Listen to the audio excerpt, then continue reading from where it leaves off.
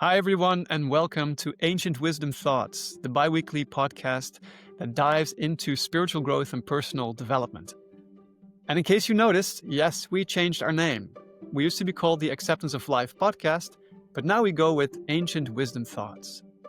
Names are important for the algorithms to rank and categorize us properly. And since we are a spiritual and philosophical podcast, we just felt that this name suits us better. We'll hope you like it too. So today's episode is all about intuition. What is intuition? Is it just advanced pattern recognition? And could an AI be just as intuitive as we are? Or is it a universal spiritual experience, an inner voice full of divine wisdom that helps us navigate life's challenges? So we talk about the significance of intuition, how to trust your gut feelings and first impressions, and how to distinguish intuition from other mental voices. Fout and me both share some personal stories about how intuition helped us navigate life. We also offer scientific perspectives on intuition, in particular the research of Rupert Sheldrake into morphic resonance. Really interesting stuff. There's also a nice and juicy bit about the relationship between intuition and the Akashic Records, the universe's own private library of experience. I think you will really enjoy this episode. Thank you so much for watching and listening. Yes, welcome to Ancient Wisdom Thoughts. Fajan, how are you? Hello, hey, what happened to the Acceptance of Life podcast? What is this? It came to me and it said, I want to change my name. I want a real spiritual name. So the soul of the Acceptance of Life podcast came to you. It came to me and your own soul came to you. Maybe it was intuition, intuition came to me and said, let's change the name to Ancient Wisdom Thoughts. Well, okay. It's just a cooler name in a sense. Let's see how it goes. The proof of the pudding is in the eating, they say. As they say. People enjoy this delicious new taste sensation. Yes. Yeah, so today we're going to talk about intuition. You know what I find interesting about intuition? It's like a universal spiritual experience.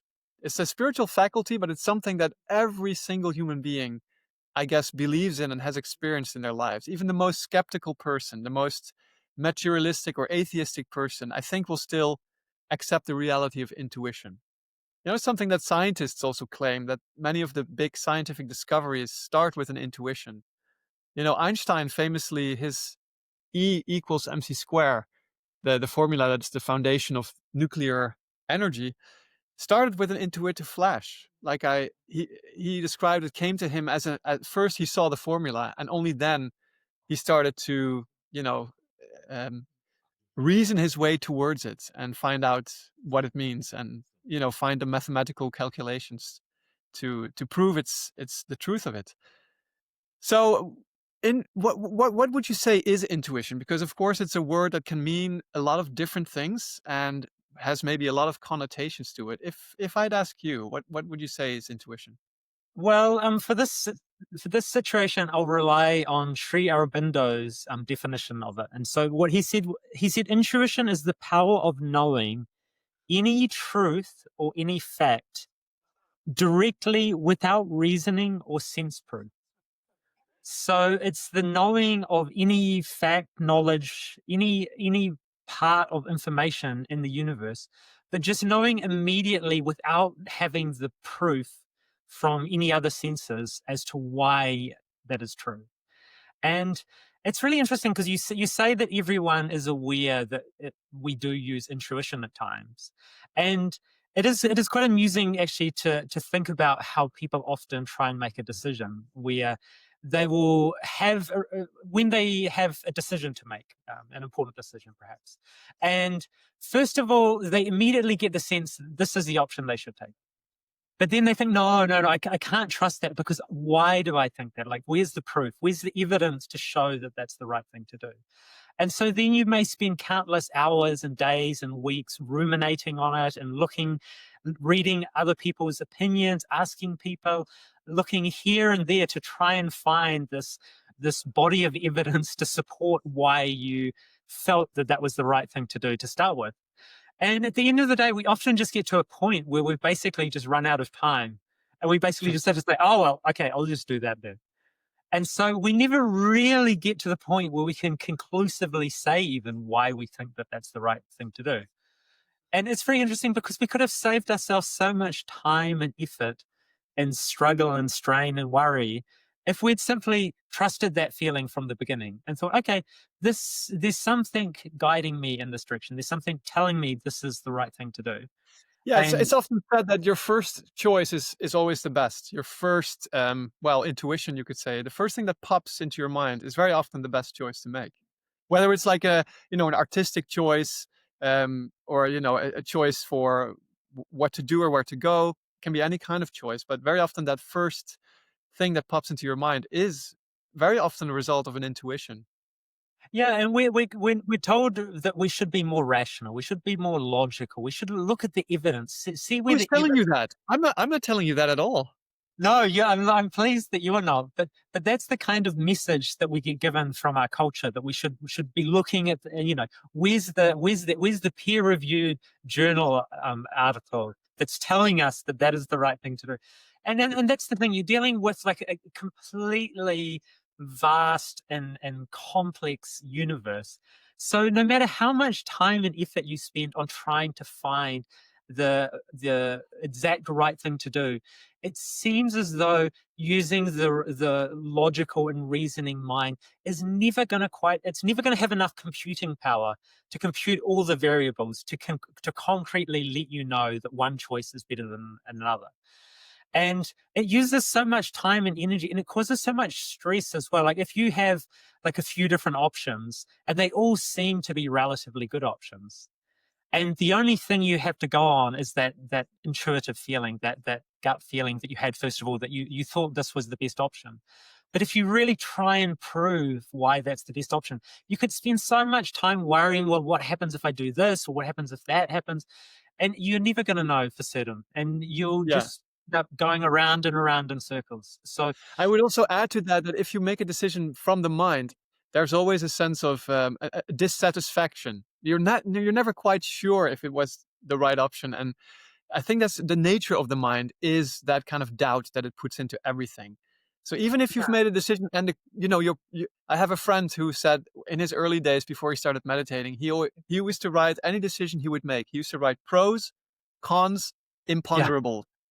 Pros, cons, imponderables. Those were his three categories. And he would like put everything in there, a job yeah, change or a new car. And then yeah. based on that, he would weigh them. But a decision like that, he told me, it never feels satisfactory. There's always this nagging doubt, like, oh man, did I do the right thing? And that's where Yeah. intuition comes to handy because, yeah, you need to trust that gut feeling, that really deep inner feeling that tells you that is the right choice. And there is something bold and brave and heroic about trusting it. To me, if you have to look at all of the evidence for every single decision, in some way it tells me you don't trust yourself. It's like you don't really have faith in yourself or your life, or your ability to gauge where you're going even. And so to me, it's not a place that, like you said, even if you do go through that process of trying to calculate what's the best path through life, you're never really going to feel like, what a bold and outstanding life I lived. You're always going to feel like, perhaps I should have taken a few more risks out there. And I mean, Yeah. that's what it is in the beginning when you follow your intuition. Because if you've been used to making decisions based on trying to judge all the facts and trying to work out what's the right thing to do, and then the idea of comes along that perhaps you have a deeper faculty or a higher faculty that can help guide you through life. First of all, you're going to be doubtful and suspicious about that, and so it's going to be a risk each time you do try and listen to that intuitive feeling. But then I think over time it becomes a wonderfully exciting game, because you're no longer forcing reality or trying to control reality. You're letting reality come to you, and you're letting reality guide you. So your life does start to become a little bit more adventurous. And so I think you're right that when you actually do have those feelings and then spontaneously listen to them and try and follow them as immediately as possible, there is something a little bit daring and bold about that.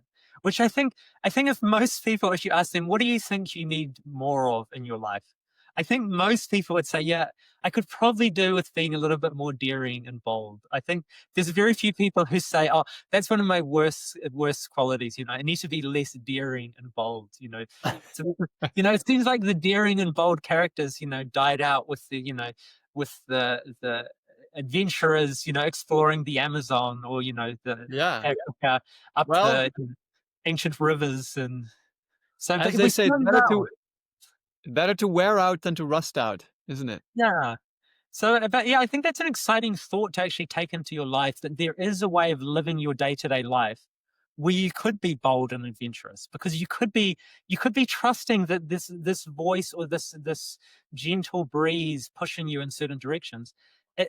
You could trust that it knows what it's doing, that it has some vision for your life that you yet have not seen, and that's an adventure to follow that, to see what happens. But then And there's also the problem that how do you recognize the true voice from, the other voices that are there? Because we have different faculties. We have a body, a mind, we have a vital, which houses the life energies and the emotions. We have a heart and we have a soul. And so all these different elements have their own voice. Our mind has its own voice. It wants to seek comfort and it wants to avoid pain and discomfort, just like the body wants to have rest. And so when we have a voice inside our mind, or something pops up, it doesn't always have to come from the deeper planes. It doesn't always have to be that intuition, right? It can just no, be our minds telling us something. So how do we distinguish between those different, inspirations or voices or thoughts that are popping up inside us? yeah, I mean, that is really the key part of this game that we're talking about here, of using intuition, and I think the way to look at it is that intuition is the highest possible capacity of a human being. Like, using, while we're here, using our physical body, that's really like the highest possible kind of level of experiencing the world. If you're experiencing the world from the purely intuitive plane, you will immediately, every single thing you will see, you will immediately know and understand exactly what it is, and its purpose and its meaning and its reason, and all of those things immediately, without even needing to be introduced or explained what that is. And so I think that's the sort of level that the great spiritual teachers had attained, that they could be in any circumstance, in any situation, and they could just immediately know what was the right course of action, because they're not operating through the mind. They're operating from this plane of intuition, where, as Sri Aurobindo said, it's you immediately and directly understand things without needing the mind to mediate and to explain what something is. So you see a person and you immediately understand and know what they are and who they are. And perhaps that's often why people often can feel a little bit insecure around a great spiritual figure, because they know that when the spiritual master looks at them, the spiritual master looks at them all the way through. He understands exactly who they are, their strengths, their weaknesses, the battles that they're going through, all of those things. And so for some people, that's a terrifying thought, that someone could see you and really see all of the parts of you that you're trying to hide. But if you're trying to actually transform those parts of yourself, it's a wonderful thing, because, like, here's someone who can actually see and truly understand you, and then can actually give you some advice that takes into account all of those things. Whereas your friends and your colleagues, and, even perhaps if you go to a therapist or someone like that, they're never going to see and truly understand you fully. So their guidance, their advice, it will always be clouded by their own ideas. But Yeah, plus also, a spiritual master will never judge you for your faults. He will no, always have love and compassion because he understands you are a child of the divine, just like everybody. And limitation is just the name of the game. So yeah, it's not even a bad thing to have limitations or to have bad no. thoughts or something. It's just part of the whole game. And a spiritual master, I think, understands that very deeply and never judges somebody. It's not an X-ray machine who's just like mercilessly Yeah. seeing through all your faults and judging you for it, but it's lovingly trying to help guide you through that whole process of growing into higher degrees of perfection and oneness and overcoming these limitations. Yeah, because I'm sure all of the great teachers, at some point, they were not that dissimilar from where we are right now. They were living their life, and sometimes they were jealous, and sometimes they were angry, and sometimes they were insecure, and sometimes they were fearful and timid. And so they've had all of these experiences as well. And I think that's always a beautiful thing to know, because if you're playing the game of reincarnation and you believe that we're going through this journey and cycle of lessons and learnings and problems and opportunities and transformation, then you realize that wherever you are right now is the exact right place for you on your journey to perfecting yourself. Because like if we just look over one lifetime, like if you wanted to really become a great athlete, you could look at yourself right now and you could go get a whole bunch of tests done, and they could say, well, actually, you're not very powerful, and you're not very strong, and your legs are a little bit short and your arms are a little bit skinny, and this, that, and the other thing. And so you could find all these things that are almost unchangeable about you now that will actually stop you trying to achieve your goal. If you wanted to become a weightlifter or a particular type of athlete, you could go and get some tests done and very easily find out, oh, like I can't actually do that. Like I don't have the right constituent material.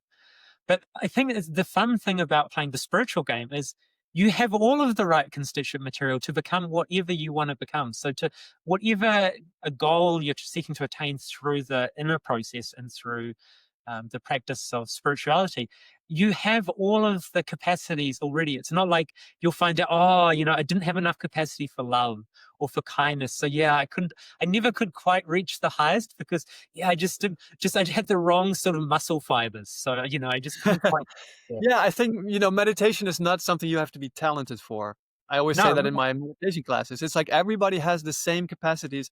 And if you look at enlightened beings, spiritual masters, Jesus, Buddha, Krishna, Sri Aurobindo, Sri Chinmoy, they had a physical body like ours. They had two arms, two legs. They had a mind. They had a brain. They had exactly the same physical features and even the mental features that we have. They have developed them over the years and grown into the state of enlightenment. But we are exactly equipped as they are. So we are, like you say, that's perfect. We are perfectly equipped to venture into these higher realms of consciousness and grow spiritually. And Yeah. I just wanted to come back to the how do we develop intuition. I just read something interesting that Sri Chinmoy said about it. He said actually that many animals have a higher degree of intuition than human beings. And he said because animals are very, very deeply in touch with Mother Nature. And he said if you are in touch with nature, you develop intuition. The intuition will be very pure, but it will have its limits. It's not an unlimited form of intuition. But he does say closeness to nature develops intuitive faculties and intuitive powers. But aside from that, and he also said, prayer and meditation are basically the main tools to develop intuition. So that's again coming back to the spiritual practice. If we meditate and we pray every day, automatically we develop intuition because we are making our spiritual heart stronger. And from the spiritual heart, light can enter into the mind and into the third eye, which is actually the place of intuition. The spiritual masters have said that real intuition actually comes from the third eye. But all these things we are developing through our spiritual practice. So I think that's one important thing, how to distinguish the different voices inside us is through the practice we start to understand that all these voices have their own different characteristics. So the mind is often very loud. And again, a feature of the mind is that it is always doubting its own judgments. So one moment the mind can say, oh, Vajin is a really nice person. The next moment the mind can say, oh, Vajin is a really terrible person. I'm doubting him. And the next moment the mind will doubt its own judgment. It will say, who am I to judge? I don't even know. And so when you get a voice from the mind, there's always doubt that accompanies it. It's like the next hour or the next day, you're going to doubt that judgment. You're going to doubt that voice. Whereas a voice from the heart, the voice of real intuition, it will not have that doubt attached to it. It will be very clear. It will be very solid, and it will be the same message the next week and the next month. It doesn't change itself all the time. And so these are some of the ways I think you can distinguish between those different voices. And again, practice makes perfect. So once you start following that intuition, and very true, like you said in the beginning, it's a real adventure. It's like something new. But if you do that a few times, of course, you will be becoming better at it. And you start to recognize, oh, this is actually an intuition. This is something I should follow. This is that voice. And it's a very subtle voice, right? It's this very small voice inside us that's often completely opposite of our logic and reasoning. An Yeah. intuitive flash may be completely out of reason, and that's why often we ignore it in the beginning, because it's like our mind is saying, "Come on." A simple example, when I go out the door, I always meditate for a few seconds just before going out, and very often in these short meditations, I'll get a little thought, a little subtle thought. It may be like, "Take your raincoat with you." And it may be a super sunny day, it's blue skies, there's not a drop of rain, and my mind would say, "Why would I take my raincoat? It's beautiful outside." And I'll go outside, and again, 15 minutes later, a downpour starts, and I'm like, "Oh, why didn't I listen to that little voice?" And Yeah. it's all these little things, or sometimes the little voice will tell me before I go out the door, "Oh, don't forget to take that book with you." And then when I'm, that book will come in handy or something. I remember that some person needed it, and there's all these little.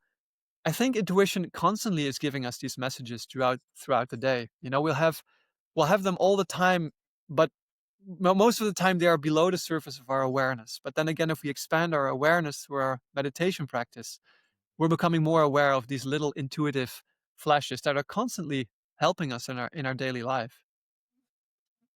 Yeah, and I think that's the right thing to think about, is that it is a practice, and you need to be doing your own practice to have the subtlety and the awareness to actually be able to gauge and judge the intuitive voice that you're hearing, because as you move more, your consciousness elevates and you become able to enter into higher states of consciousness. So I was saying that the intuitive plane is one of the highest planes. But just below that is what Sri Aurobindo calls it, the intuitive mind. And so it's a less pure form of intuition, and it's mediated through the mind. And so he says sometimes we'll get the intuitive message, but the mind will misunderstand it in some way, or just won't quite capture, because it's something beyond words even as well, because it's like a direct experience of understanding something. And then for our mind to understand it, we need to translate it into words, into concepts. And so I think, though, the more we practice doing that, and the more we practice listening to it, the more adept we would become at getting the message more and more clearly. So, and the thing is, as well, is like I've talked about many times, that we have no choice about being in this game now. Like, we have come here onto Earth to play this game of being a human being in the game of life, and so we're here whether we're enjoying it or not. And so that we've already paid the entrance fee. And so, and what I like to think as well is the cost of living is always it's a terminal case. The cost of living, everyone is going to die here, so everyone is paying basically the same cost. Um, and so, but how interesting your life is between your birth and your death is entirely up to you.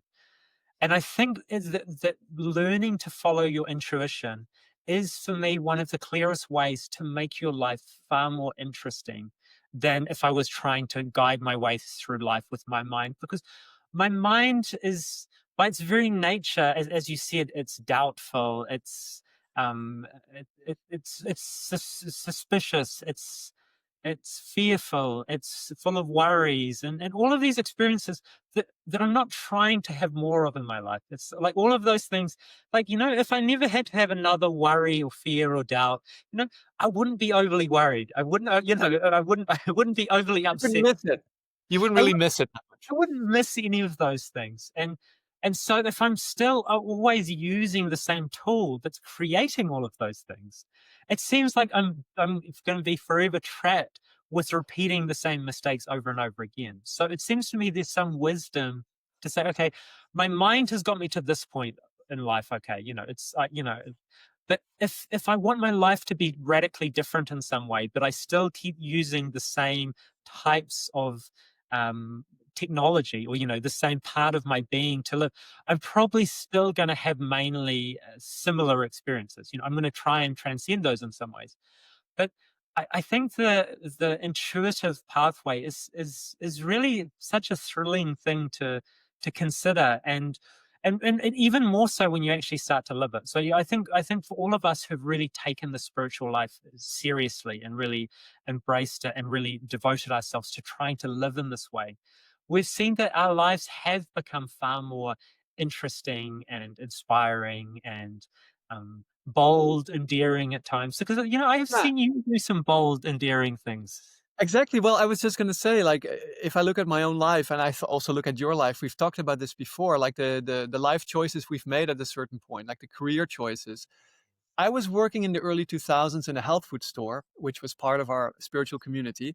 And it was good. It was good for a few years. But after some time, I really started to have this nagging feeling I need to do something more.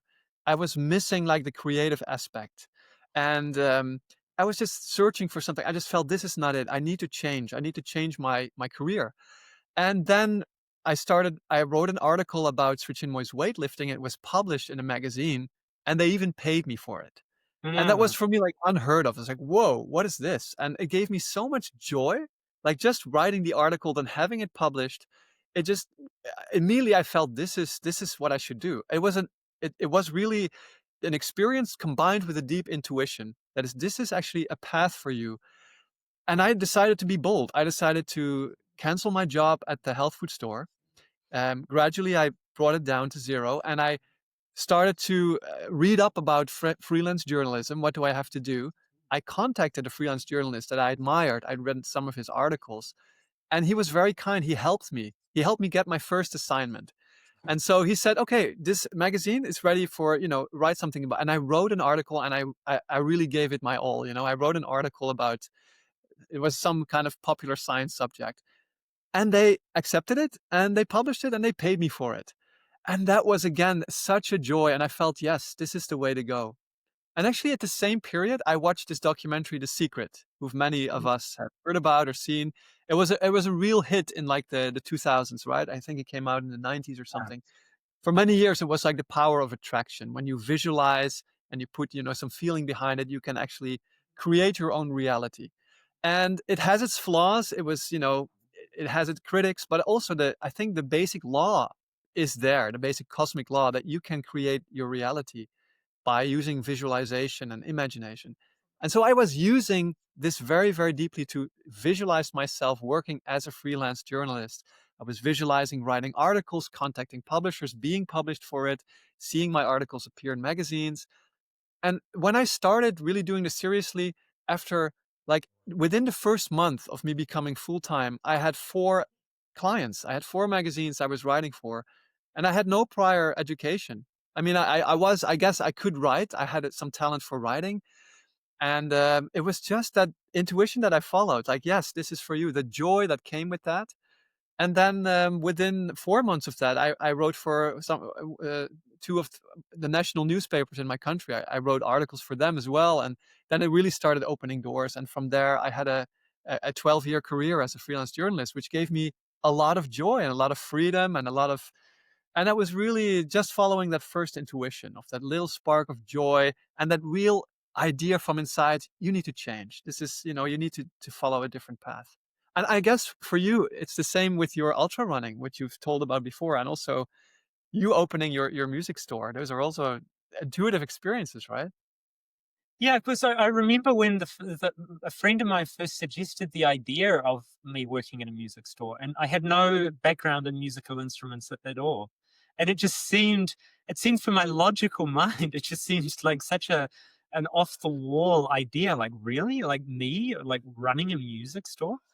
And it does, like you said, it takes that space of listening to the heart and feeling that, like, how does that make me feel inwardly, like in the deeper, the silent parts of my being. And when you feel that there's a real positive feeling there, and you go for it, and your life turns out so much more interesting than it would have otherwise. Like, if you'd still been working the last 20 something years just in a health food store, you would have missed out on so many amazing experiences that you could have perhaps had, and opportunities to connect and grow.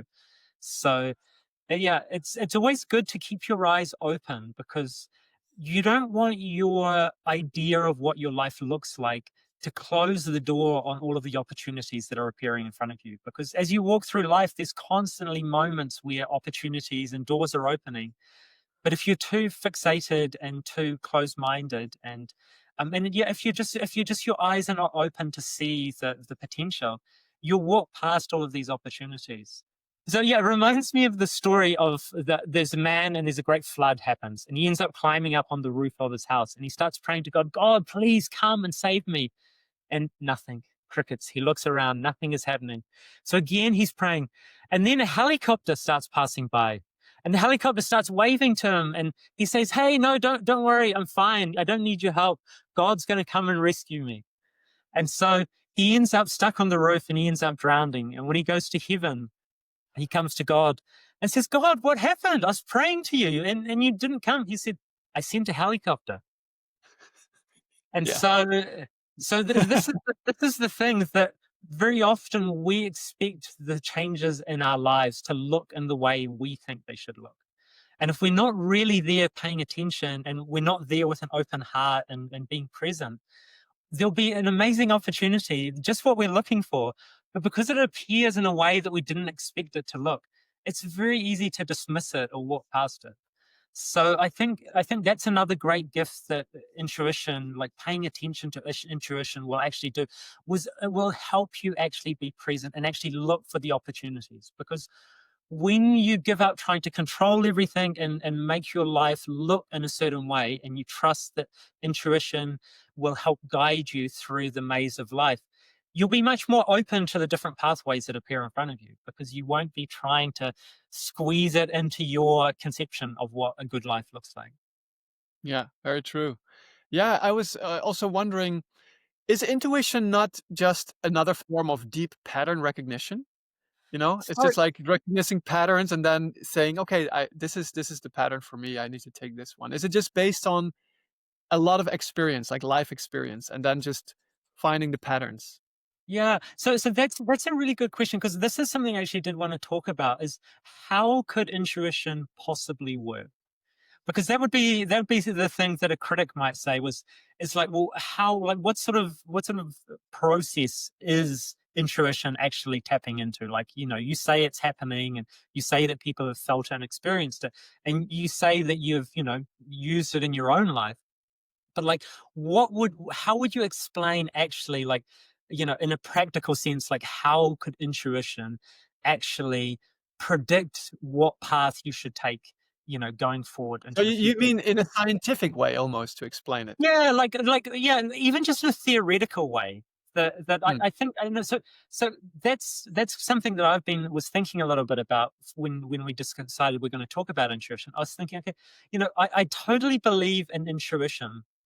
And I was like, what sort of mechanics are involved in intuition? And so this is probably a good time to talk about a few things which I think link together, um, like the deeper intuition and how it could possibly be working in the universe. So, like, there's an idea that the universe began at one point. So the universe emerged from a point into being. And so some people call that the Big Bang. Yeah, different cultures have their own creation myth. But there's kind of this idea that the universe emerged in this particular form and at this particular moment. And so there's one of the great concepts, in ancient religious thinking and ancient spiritual thinking, is the idea that God is not only this masculine creator, but he's also the feminine creative force. And so especially the Indian cosmology is actually very, very advanced, and very, like, just the complexity and the depth of understanding of not only human nature, but like creation, manifestation, like all of these things. When you see how well they've woven all of those things together in their creation stories, it's really a remarkable thing. But for them, they have the idea that there's the absolute Brahma. So here's the God beyond form. He is like formless. He is impossible for us to understand when we're in this particular state we're in. We're in the world of manifestation. He is beyond our comprehension. But how he brings creation into being is through the feminine creative aspect, so the feminine principle. And so for like the Hindu cosmology, they'll say at that particular moment, the divine Shakti, which is the divine feminine energy, came into being at a particular point, and it created a field of energy or a field of possibility. And that's what this universe is a field. Because I think, like, in the 20th century, we started to realize that there's these fields of energy that are impacting every part of our lives, that they're completely invisible. And so we don't ever see these things, but they're impacting on us every single day. So, like, a good example would be the electromagnetic fields. Another good example is the gravitational field. So we can never measure gravity itself, but we can measure its effect. And if we didn't have gravity, we'd all fly off the planet and we'd all be in all sorts of problems.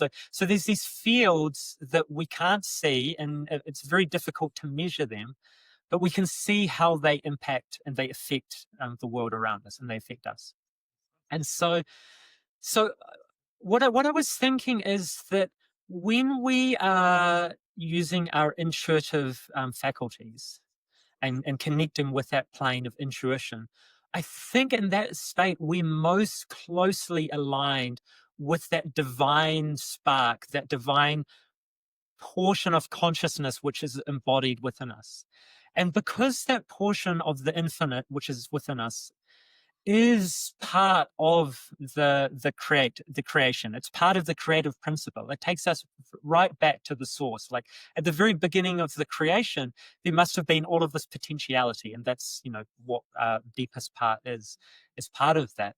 And so I think in some ways I can imagine that when I'm in my highest consciousness, that when I look at the world, I will look at it in a way that I can see the fields and the patterns of creation.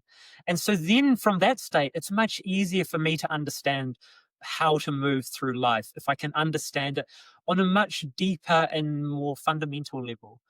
And so, and it's like Sri Aurobindo said, it's like an immediate, direct knowledge of what things are. And so I think when I am in that highest potential self that exists within me, when I'm most closely associated with that, I'm going to see and experience things as they truly are. And I feel that when I go to the Grand Canyon or when I look up at the stars, if I'm in that state of consciousness, it's not a mystery that I'm looking at. It's not something I think, oh my God, what are all of these things? When I'm in that state of consciousness, everything makes sense. I look at the beauty of nature and it just seems so perfect. And it seems that it all makes sense. It's very often when we're in our human self that nothing makes sense, like our own life, our behaviors, the behaviors of others don't make sense. But I think when we do manage to capture that state of being where we're most closely connected back to the source, we're going to see things much more truly as they are. And so things will reveal themselves much more directly without our mind being involved. Yes, Richinwe said that intuition reveals the cosmic harmony. Is that kind of what you're meaning? Yeah, that's exactly what I'm saying. Like, when you're in the right state of consciousness, you look at the universe and you're like, oh, it's perfection. It's like, what sort of genius consciousness conjured all of this stuff together that like, and just even like the contrasts and the colors and like everything is just so amazingly arrayed together. But yet when we try and use our human mind, or when we're stuck in our lower states of consciousness, when we're caught in a small, confined space of consciousness, we look around the world and nothing makes sense. Like, everything looks ugly and broken. And like we've talked about this before, but there is something about when we put ourselves in the right state of consciousness, we can see things far more clearly, and things make sense in a way that they don't when we're in other states of consciousness. Yeah, and I would add to that the state totally beyond the mind. Yes. It's not connected to the mind. It's something beyond the mind. It's higher levels of consciousness. And when I talked about intuition being pattern recognition, I kind of was alluding to the fact that, in our mind, also our mind is very good at pattern recognition. That's why computers are so good at it. Like AI, you could say, is nothing other than very advanced pattern recognition and making decisions based on those patterns and those data. But I mean, if intuition was just merely mental pattern recognition, then the AI would have excellent intuition. And I guess some people would argue that AI is maybe a form of intuition, but I would kind of argue against that because I think intuition does take place far beyond the levels of mind and can see patterns that are not at all mental, like the the patterns of nature, the patterns of the cosmic harmony, which are absolutely real on these planes of consciousness, but it can never be proven in our material world. So if you have a purely materialistic worldview, of course you will say this is all nonsense. This is just, this is just speculation and can never, it doesn't have any basis in reality. But that's when you only base your reality on the five senses, on this three-dimensional materialistic world, then of course this is all like just building castles in the air. But if you do accept the reality as being much, much larger than just the physical nature, you do experience, and you use the right tools to connect with that reality, which are our spiritual disciplines, our prayer and meditation, and our deep concentration and inner silence, then yeah, these planes become absolutely real. And it's interesting, you mentioned Sri Aurobindo. I mean, he was a mystic, a spiritual master who with such mental brilliance described all these higher planes of consciousness as almost as a scientist. Like he would describe them in such detail and with such mental clarity. Some people said he was an avatar of the mind. So he was somebody who had such an illumined mind that he could describe all these realities in such detail. And that's, I haven't read that book, but his famous book, The Life Divine, it's a tome which is like describing basically the whole universe creation from all these different spiritual planes. And it's just so intricate. And it's something I think it's just beyond our imagination how you could describe that in such detail. Like you could not argue, oh, he just made that up. That's Yeah. absolutely impossible, you know? Yeah, I mean, to make up that level of detail, like granular detail about all of these different levels of consciousness and the different, attributes and the different qualities that exist within them, that seems that seems like a miraculous task in itself, just to write Yeah. the book. So, Yeah. so a couple of other things I think that are worth touching on.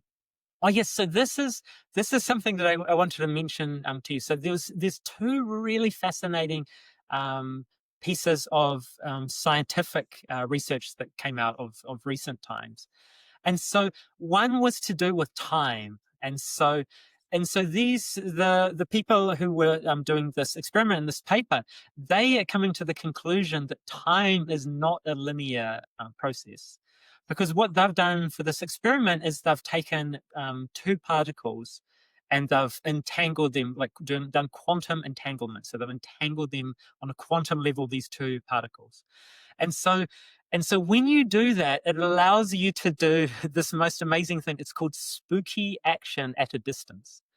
And so what that means is if you've quantum entangled two particles and they're spinning in the same direction, you could take those two particles to the very far ends of the universe, and if you change the spin on one, it would change the spin on the other. Are these electrons or what are they? So I don't. So these are some sort of charged particles, and so I don't know exactly. I can't give you that granular detail, but I know they've done that experiment here on Earth where they've taken these two particles really far away from each other, and then they've changed one and it changes the other, so they're entangled, and it's instantaneous. And so it's theorized that even if you took them to the two far ends of the universe, you affect one, it's going to affect the other. So I thought Yeah. that just brilliant. But now they've realized that if they take these two entangled particles and they've measured them across time, and then they change in the future, they change one of them. Retroactively, they've managed to change the particle in the past. So the particle in the past that they were measuring, I don't know exactly how they're claiming to have done this, but they're claiming that retroactively it has changed something about it. From something they've done now, something in the past has changed. Wow. I mean, And that's almost like using a time machine to exactly. measure that. So I saw this, I just saw this little synopsis of it, and I was like, that is so fascinating. So it could be, and so they were hypothesizing that your intuition could be coming from yourself in the future. Because you Mm. could be having these experiences and having made certain decisions. You could be actually communicating with yourself through intuition. And That is so, an interesting hypothesis. I mean, I know of mediums who claim that they are channeling, a higher force or some extraterrestrial consciousness. And there's yeah, one famous one, Bashar, I think his name yeah, is. I came yeah, across him, and he claims that he is channeling his own future self. Like Yeah. Bashar is himself in a very long timeline in the future, telling him all these wisdom things, and he's Yeah, so for me, that's just really fascinating, because the thing is, we can choose to believe that the world is as small and as uninteresting as possible. Like, you're totally free to choose that. Like, no one is going to be able to convince you otherwise. But I always think, what is the risk? Like, what is the risk of choosing to, just to hypothesize about some of these far more bold and interesting realities? And I think the people who really fight against it are those who still suffer from Santa trauma. Like, I really feel like with trauma. Santa, so Santa Claus trauma. So people who really suffered from, like, either Easter Bunny or Santa Claus trauma.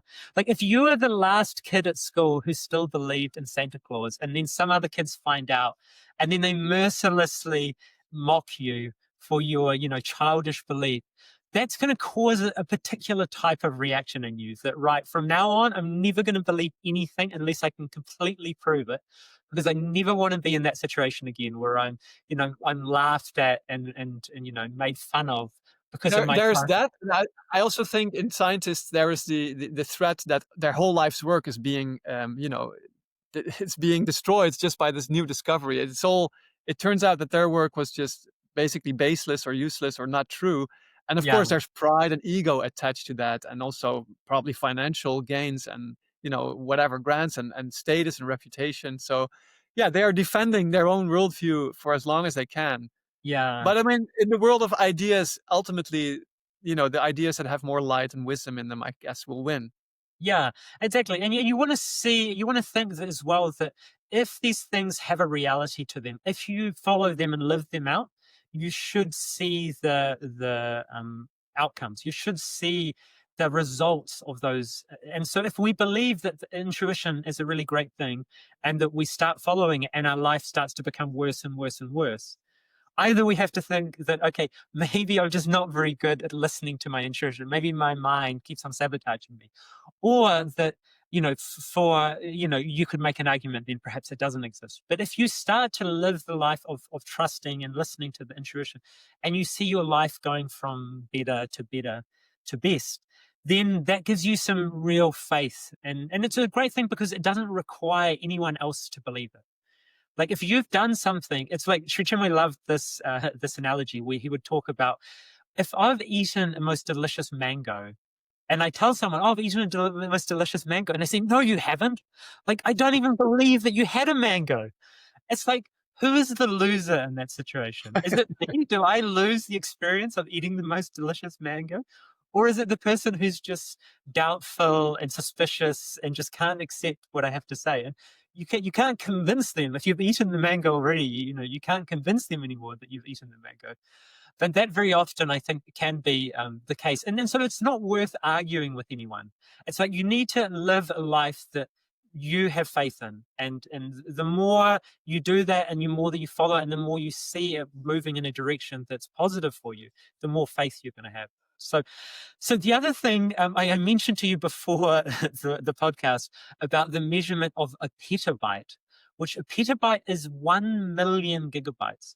And so why this is important is, I find this also incredibly funny. Someone has calculated the data storage capacity of your brain.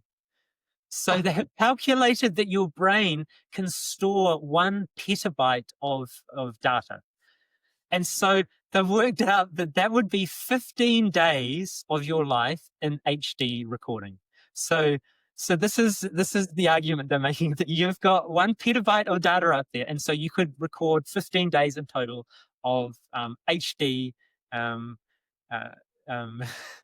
Video. full live streaming video of your life. So first of all, I find it just so funny and interesting that someone has taken the time to try and calculate this thing. But then the big problem for them, once they calculated this, is that there's a certain group of people out there who can remember every single thing they've done of every day of their life. They can go back one day and they can say, on that day, I woke up, I ate this for breakfast, I wore these clothes, I went to this place, I talked to this person. And so there's a certain group of people. I've never heard of that. Is that a thing? That is a thing. And so these people, they're saying, because they're saying these people have like, more than 1,000, like thousands of days recorded. And it's like, because the question was like, okay, if you can only store this much memory, and you've got these people who've got far more memories than 15 days of their life. And this is really highly detailed moments, right throughout their day. Where are they storing that information? And so the other group of people, because it's also known that if we take you under in hypnosis, that it is possible that we can go back and we can get you to recite word for word a book you read when you were 12 years old. So if you've got a really good hypnotist, I'm not sure if it works on everyone, but there's definitely people that have done this where they take you back. And so it seems as though in some space, you've recorded every single thing you've seen, you've heard, you've done, you've tasted, you've worn. Like all of those things seem to be recorded there. That sounds to me like the Akashic record, the Yeah. universal archive. Yeah, and so this is the really cool thing. So in the spiritual world, we have this concept of the Akashic records, or the record of everything you've done on Earth.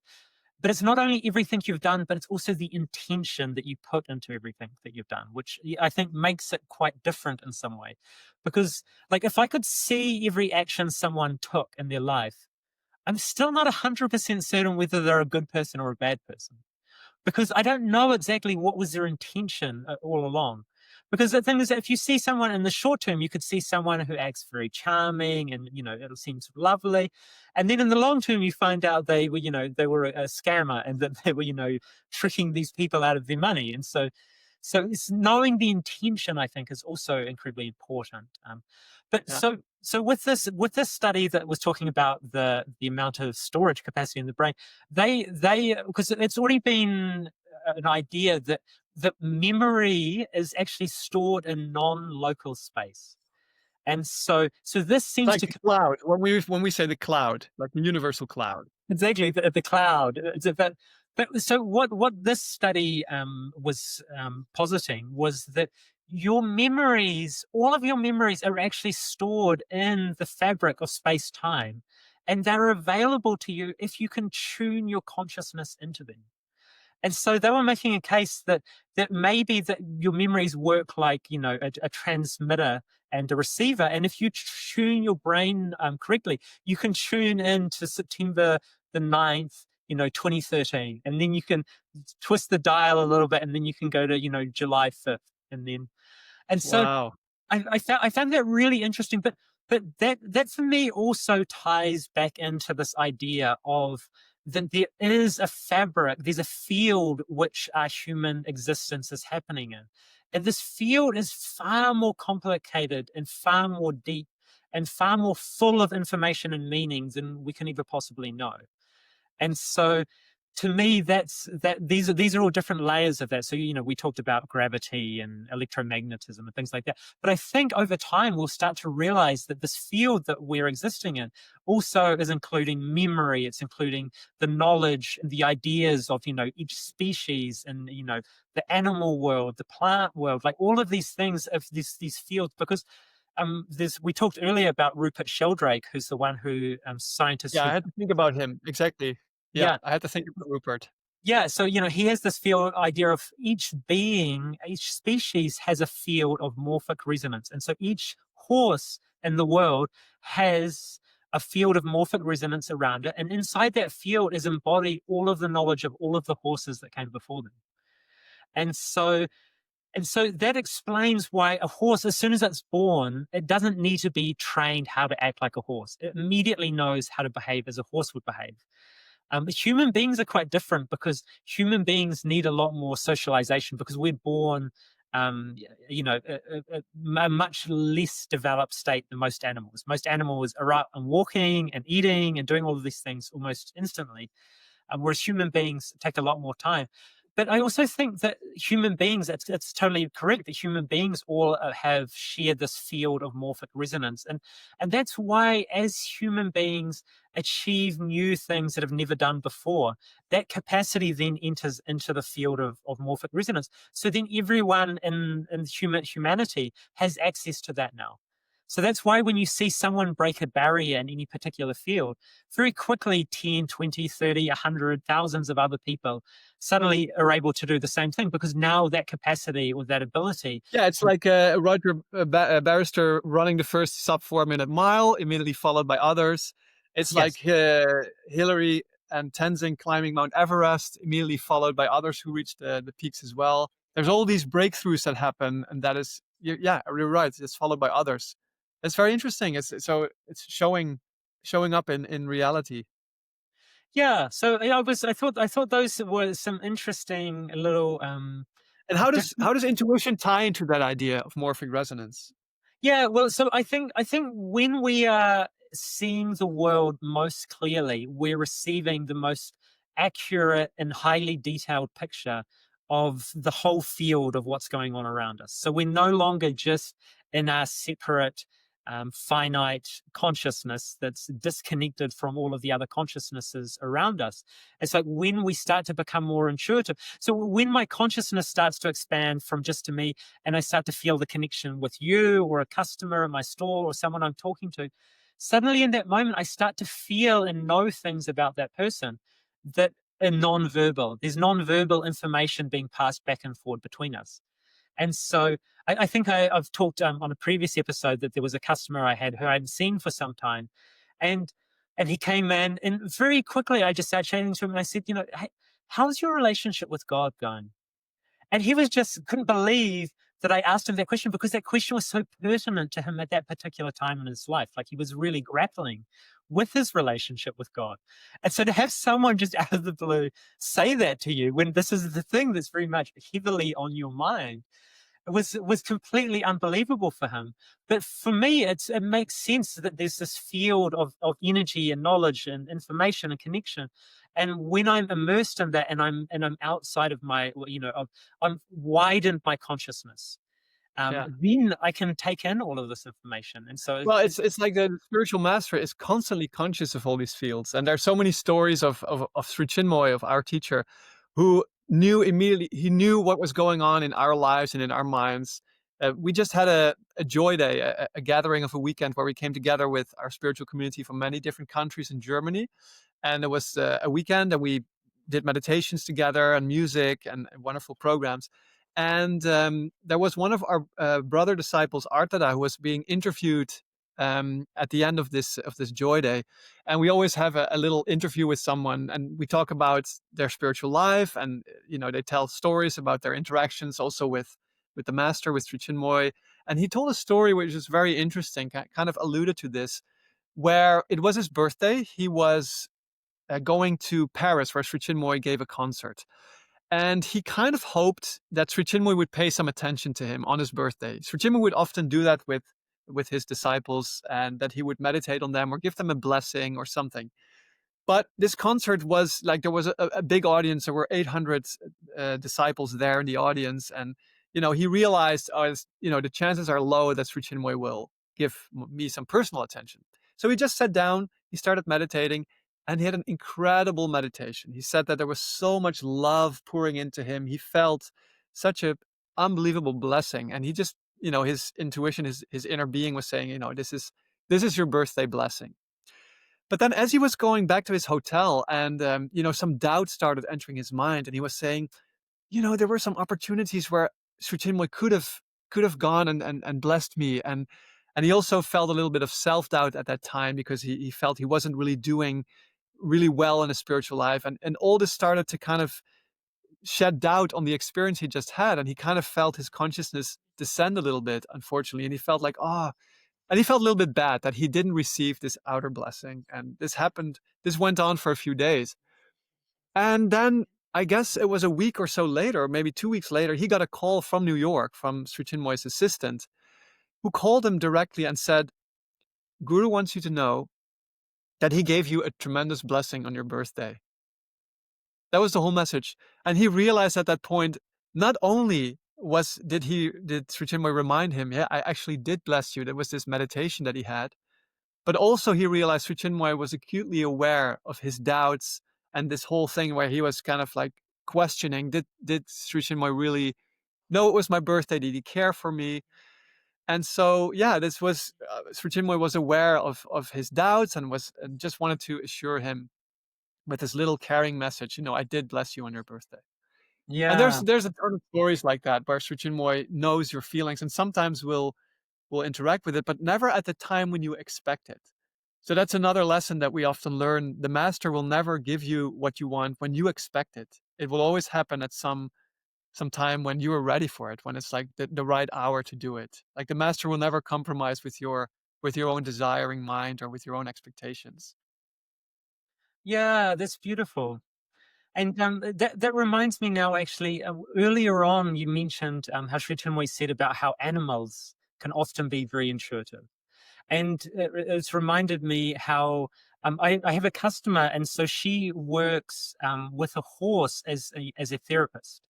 And so she's doing energetic work on people, and but the horse is basically the therapist that will diagnose where the areas are where there's energy blocked, where there's problems, where new energy needs to be brought into the body. And so I remember her now telling me that how it will work is she'll bring the person who's suffering and is wanting some energy work done, and they'll stand next to the horse, and the horse will come and just simply stand next to her, and the horse will use its head and just nudge at certain points on the body where the energy field is broken or weak, or slow and stagnant. And so then the lady would come and then do the work on the areas. And I thought that it's such a remarkable thing. And I think horses in particular are really such profoundly intuitive creatures, because when you work with horses or around horses, horses are so in tune and can feel exactly your state of consciousness, whether you're anxious, whether you're relaxed and calm. And and so your consciousness plays a very strong role with them in your interactions. And there's an amazing lady in Sweden who actually runs a whole school, and the school is run by the horses. And so she has many people who come and enroll, and the horses each day will set the curriculum of what the humans are going to be looking at and studying. And so I remember her talking, and she was saying one day the horse that she was working with said everyone needs to go into the forest for 2 hours and just sit there and look for this particular type of butterfly. It was like a blue butterfly or something. And so that was their task for the day. So all of these, adult human beings traipsed off into the forest, sat down, and just waited and looked for this particular type of butterfly. And I thought, wow, that's such a beautiful concept to be able to have, like, sharing of information across species. And this Wow. lady, and it's really interesting because this lady was really had suffered a lot of trauma in her youth, so she had a really abusive, traumatic family life. And like we've often talked about, that people who come from those upbringings often develop some capacities around subtle consciousness, because that when they're very young, they're so afraid and they're so worried about, what's going to happen next. Like any moment, like, an argument or a fight, or someone could come home drunk. So they're always on hypervigilance, hyper awareness. But they do actually develop, I think, often through those experiences, these subtle abilities to read and perceive things that for most of us we don't pick up on. And so it's interesting how something that can be quite traumatic and painful can on the other side have some sort of benefit can be gained. Mhm. But yeah, Yeah, I always thought that that's a beautiful thing, that there's a school somewhere, and the professors are all the horses. And love it. yeah. Yeah, super. Right, we can all learn from the animal world as well. Yeah. So I've Y- got a couple of stories that we could perhaps finish with today. I've got two stories about my own intuition, and two Mm, that have played an important role in my own life. And so the first one of those is from my running career. And so it happened at the Tarawera Ultra Marathon, which is the biggest ultra marathon and most famous one now in New Zealand, which is held in Rotorua in every February. And this would have been in the I can't remember exactly the year, 2013, 14, 15, sometime around there.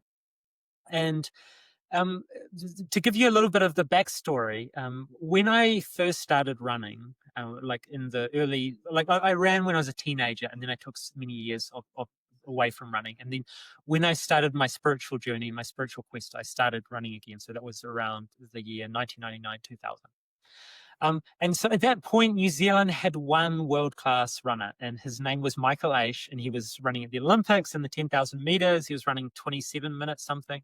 So at that point, he was, he was the real star of distance running in New Zealand. So I knew this guy from that time of my life then. And it's just so happens that when I got into ultra running seriously, it might have been 2014, this race, he had gone through his track career. He'd gone to the Olympics many times. He'd become a marathon runner. And at some point, he had moved on to ultra marathons. And so he was actually also entered in this race this year. And so it was my first time to meet him and the first time to race against him. But for me, it was an amazing experience because he was, a far higher caliber runner in all of the short distance races than I ever was. And so he was someone, I had some admiration for his running abilities, definitely. And so the race this year, so it's normally 100 kilometers, but this year there was this forecast for a massive cyclone to come. So they had to shorten the course because at some point during the race, this giant cyclone was going to come. And because of that, there was this amazingly eerie, it was like the calm before the storm. So when the race started, there was this really unusual high overcast cloud, but there was this it was real palpable, the tension in the air that you get before a big storm comes. And so it made for a really interesting race. And so the race started off, some guys dashed off at the start, and I settled into what I thought was a good pace. And I was pretty confident if I ran to my potential that I should be somewhere near the front of the race. And I'm running along, feeling pretty comfortable and relaxed. And we get to about 25 kilometers into the race. And in the few days before the race, I had been running at home in Christchurch, and we had had some really heavy rain in Christchurch, and there was some flooding. And I was running down this road where there's some flooding, and one of my foot slipped into a big pothole that was invisible because it was underwater. So this was only a few days before the race. So my foot slipped in, and I really banged my shin really hard. So I ended up with a graze on my shin. But I was really grateful. I said, "Oh my God, it could have been so much worse. I could have broken my ankles." So I didn't think anything of it. But during the race, at this point, about 25 kilometers in, suddenly the muscle on my shin, which is called the tibialis anterior, and it's the muscle that lifts your toes up. So when you're running, you need to be able to lift your toes. Otherwise, your foot's kind of dangling around and flapping around, and you're going to trip over things. And so at about 25K, suddenly it started to cramp up, and I couldn't control it. It was like going to spasm. And so I stopped and I started walking, I started massaging it, and I try and run again. And immediately it was cramping. And so I just couldn't run on it. And so, and I was just at this point walking, and I was thinking, oh, well, I'm going to have to drop out of the race. Like, there's nothing I can do here. And I was imagining, like, any moment, all of the other runners in the race were going to come, pouring past me. And I think at this moment, I was maybe in third place when it happened. And so maybe one or two runners passed me.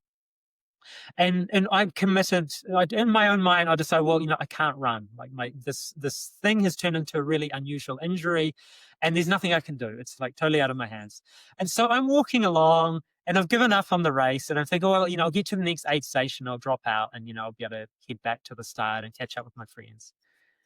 And then out of absolutely nowhere, I'm just walking along on the forest trail, and this voice so clearly says to me, "This is not how it ends." And I was like, "This is not how it ends?" And it was a voice, it's not the voice that I think in. Like, I know the sound of my own thoughts, the voice that I would speak to myself with. But this was not that voice. It was very clear, very pure, and very authoritative. As soon as I heard this, I thought, okay, obviously this is not how it ends. So I started running, and for the first minute or 2 minutes of running, it was still incredibly painful. But then suddenly, like magic, it disappears. And I start running, and I start, oh my God, I actually feel quite good now. And very quickly I caught up to the people who had passed me. And so I think I found myself back up to maybe fourth position. Um, and And so suddenly I'm running, and the thing was, my consciousness was so radically transformed. So like before I had the problem, like I'd been running well, like things like I didn't have any problems. There's nothing was the matter. But it wasn't an amazing or magical day. But suddenly now I was filled with this absolute joyous spirit. It was like a spirit like I've never really felt before. And so I was coming to I came quickly to the next aid station, and a good friend of mine, Granantan, was there, and his job was to pace me to the finish of the race. So he was going to run the last 30 or so kilometers with me. And I was just so overjoyed to be running, to see my friend, just to be, just to be at the event. Just everything was just giving me so much joy. And so we came out of the aid station, we started running up this big hill. And I was actually running so amazingly well that I was, 40 kilometers into this race, and Granantan had just started, but I actually dropped him on the hill. He just couldn't keep up with me. And I was just absolutely flying. And every single person I ran past, because there was other people doing different distances on the course, I was just so overjoyed to see them, and I was congratulating them and talking to them. And it was just in such a boundlessly joyful consciousness. And so I'm flying along, and I think I get up. I at some point I see ahead of me is this guy Michael Aish. So this New Zealand Olympian, this top runner. Was he in first place at that time? I think he was in second place. I think there was another guy, or maybe he was in third place. And I was in fourth place. So I see him, and he looks terrible. He really is hunched over. It looks like he's just, all the life energy is just drained out of his body. And so I come flying past him, and I give him a big pat on the back and say, "Oh, good work, Mike. Just hang in there. You're doing great. You just get to the finish." And Granantan now has caught up to me again. And so the two of us are running together, and we're coming to the final 10K, and we're in the forest, and we pop out of the forest, and we're in this big clearing. And we're about to come out onto a dirt road, and we're about to run towards the finish. Maybe we're only 5 kilometers from the finish now. And I just say to Granantan, "Hey, Granantan, just turn around and have a look, just to make sure there's no one behind me." Because we've only got like 5 kilometers to go. And he looks back, and he says to me, "Yeah, Mike's behind us." And I'm thinking, Mike, I'm like, who?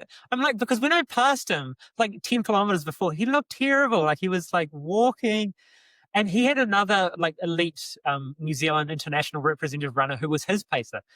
And so Granata's now looking at it. Yeah, they're coming. They're not that far behind.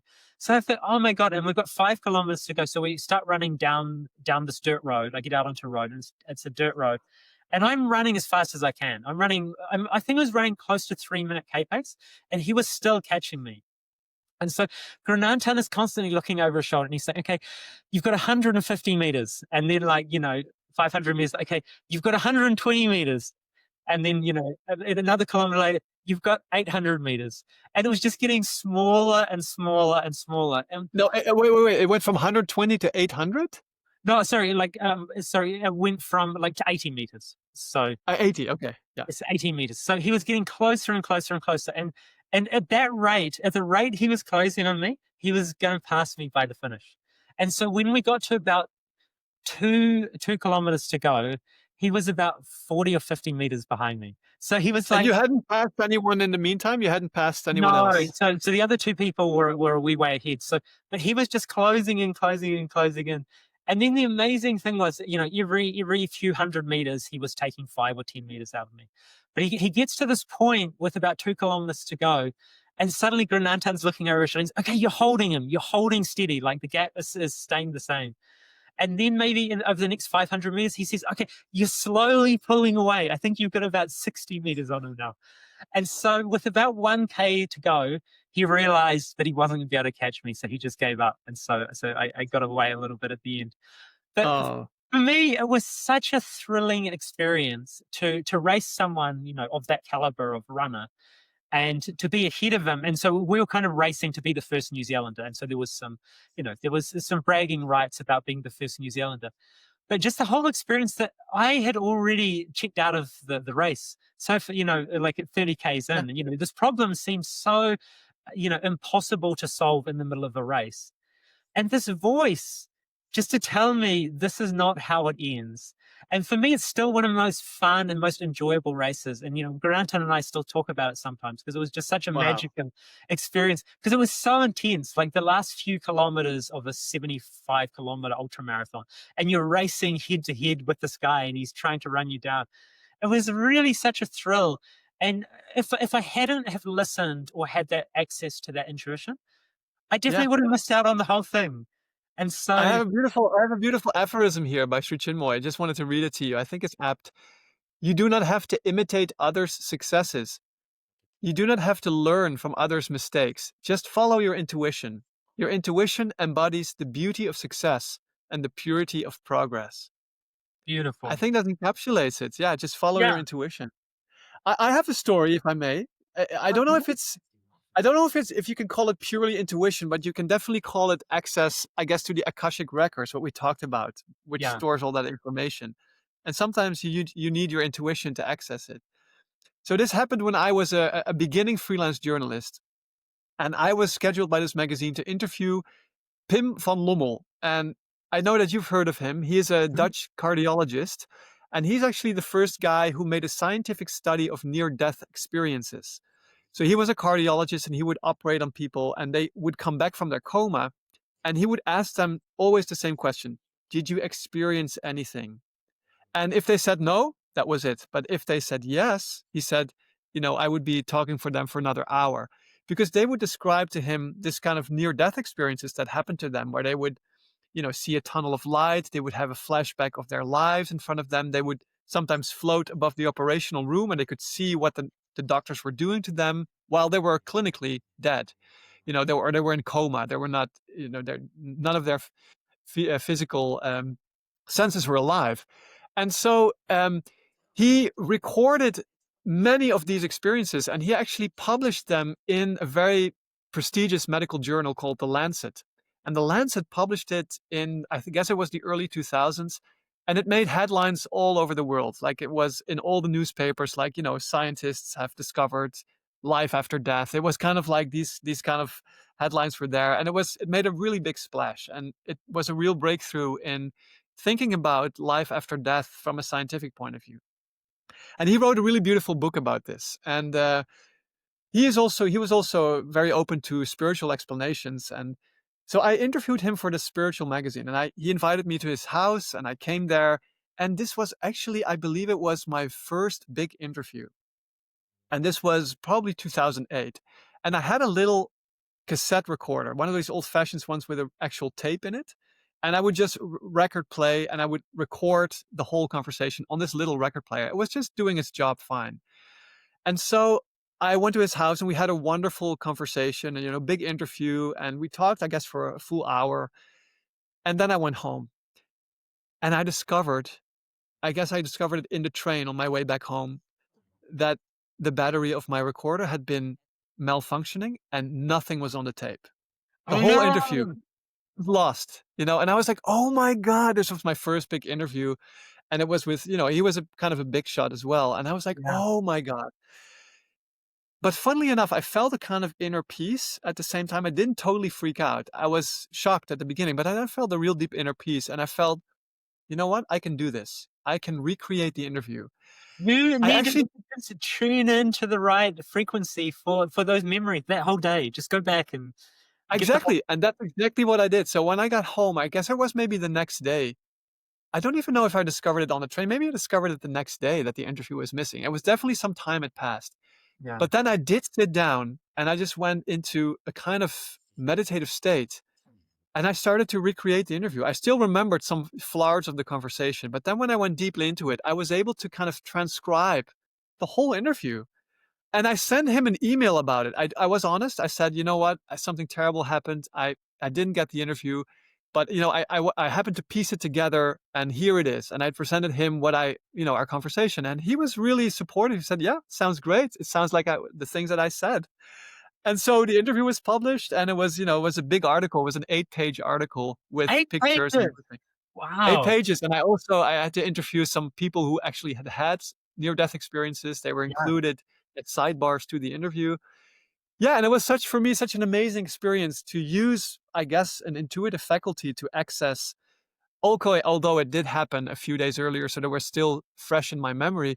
But to piece together a whole interview, a conversation of an hour, I definitely needed to kind of go into this meditative state. But I was surprised how much really came back if you really focus yourself. And you don't limit yourself. There was no doubt in me that said, oh, you'll never be able to reproduce it. Like from my meditation practice, I kind of experienced this confidence that I was able to do this just by focusing really clearly.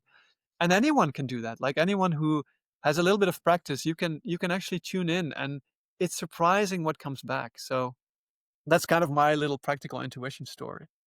Beautiful. Yeah, I think that is a fantastic story, and I love the fact that you got to actually interview this great man who I think he did play a really important role in the world around opening the door for that type of research to be done.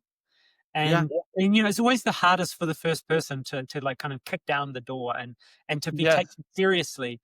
But yeah, that's really opened a whole field of endeavor for people who have followed in his footsteps, I think. So, yeah, and it's wonderful. And so he's a Dutchman as well. yes. He is Dutch. Yes, Yeah, so yeah, there's something that I think Dutch people are always good ones for kicking down doors because Dutch yeah, people, they're not backwards at coming forwards. If they've got a good idea and they think that's the right thing to do, they will just stay knocking at that door until it finally yeah. bursts open. They will be very honest and forward with you about Yeah. things. So, you. Anyway, that's a whole different topic. But Yeah, yeah, we'll one day have to do actually a whole podcast about the unique qualities of the Dutch psyche.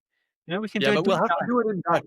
You'll have to study some Dutch for it. Oh yes, that will make things difficult. Well, actually, A I little. think I think my other story, I'm actually going to leave it for another episode because I think it Okay. ties with some other things that I want to talk Okay. about in the future. Cool. So Cool. so I'll leave that. So yeah, do we have any final words of wisdom on intuition? How it works, Yeah. where it comes from, Yes, how to exactly. find Well, it, what's that? how to find it when you've lost it? Yeah, well, I have a few things that I wrote down from Sri Chinmoy's writings that Yeah. maybe I can read out. Intuition is the creation above the mind. Yes. Intuition is the freedom beyond the mind. Intuition is the evolution of consciousness light outside the boundaries of the physical mind. Wonderful. And you can have more intuition only by developing more aspiration. By increasing aspiration, you can get intuition. Aspiration is absolutely needed to develop intuition. And so, for our listeners, aspiration is Sri Chinmoy's term for the inner cry, the cry that comes from deep within for these spiritual truths. Basically, the cry for peace, truth, light, and it's the same kind of it's a longing. And so, it's Sir Jim was commented there are two main forces in the universe. There's desire and there's aspiration. And desire is let's say, the outflowing energy. It desires things outside of ourselves. And aspiration is the inflowing light. So that is the things that we are longing for deep inside ourselves. And it's Yeah. interesting that is also the fuel for intuition to arise. Yeah, that's a beautiful thing. So yeah, so like desire for me is the is wanting to possess things. Whereas aspiration for me is about wanting to transcend, to go beyond things. So that they're moving in two very different directions. So yeah, I really Yeah. love it that the quality that you need to increase and develop your intuition is aspiration.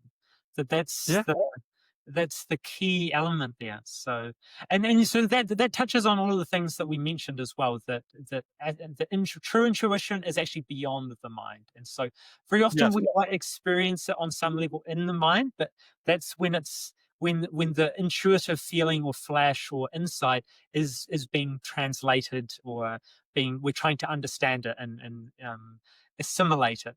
But Yeah. the source is And beyond the mind. Yeah, and it's really intuition is actually boundless. Richimur describes how sometimes he will have a family from Germany or Russia or someplace in the world that would come into his vision, and they will actually need his help, his inner help in some way. And so he said, intuition can go to the farthest lengths of the earth to kind of get to bring forward a reality that's happening over there, and that your mind is totally unaware of. Of course, you can never be, but inwardly for a spiritual master, he can actually help people with his inner goodwill, with his love and concern. Sri Chinmoy has often commented that he actually is there to help anybody who sincerely needs his help, anybody in any place in the world. And these people would sometimes appear in front of his vision, and it would be in some remote corner of the world, and these people would not be his direct followers or disciples, but just somebody who had a real earnest cry, or who needed some spiritual guidance or help. And so that's also how, for a spiritual master, intuition functions, that they can go to any part of the world, really, the globe, and know what's happening there without their mind or senses intervening. So it's Yeah. really boundless. Intuition there's different steps to it. Yeah, it really is. It's a profound thing. That we vignette that you just shared there, that reminds me. Sri Chinmoy once was talking about the Christ and Jesus Christ's connection with Earth, and he said that very often the Christ appears for these, older ladies in like some, this unknown place, but they have very sincere devotion to the Christ. And so he would often appear for these people, not at the Vatican or at the large cathedrals, but some very humble and devout pilgrims' place of Yeah, worship. yeah, Fascinating. very interesting. The spiritual masters do not care for outer pomp or wealth, or they care for the sincerity of the inner cry. And Yeah, yeah.